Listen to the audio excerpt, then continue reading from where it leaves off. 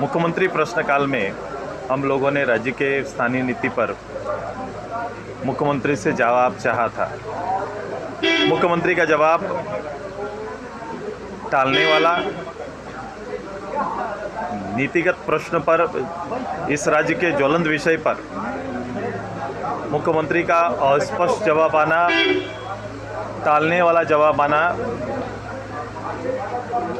ये स्पष्ट करता है कि मुख्यमंत्री इस विषय पर गंभीर नहीं है, राज्य सरकार इस विषय पर गंभीर नहीं है।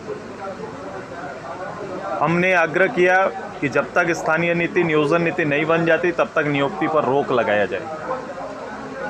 इस पर भी बहुत जल्द कह के उनके मंत्री निकल जाते हैं। ये दो तरह का उनका बयान नहीं चलेगा। आज के एक अखबार की सुर्खियों में उनके ही मंत्री का बयान आता है कि हम स्थानीय नीति 32 लगाएंगे, और मुख्यमंत्री सदन में जवाब देते हैं कि अभी कोर्ट के निर्णय को 2 साल से वो देख रहे हैं।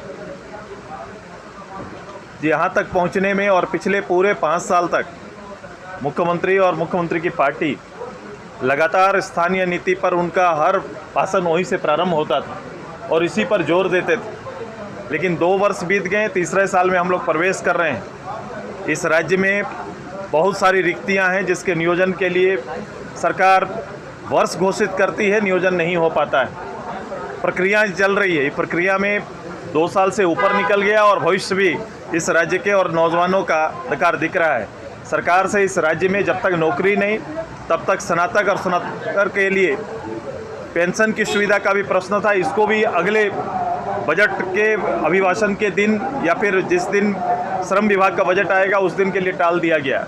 तो राज्य के नौजवानों का, राज्य के परिचय का, राज्य के सामाजिक न्याय के विषय इस राज्य और सरकार की प्राथमिकता में नहीं है। हमें निश्चय किया है कि हमें पूरे राज्य की जनता के साथ मिलकर इस राज्य के वर्तमान जो आचरण है, जिसको अख्तियार किए हुए, उसके खिलाफ में लामबंद और गोलबंद होकर सरकार को फिर से पुनः जगाने की तैयारी हम सब मिलकर करेंगे।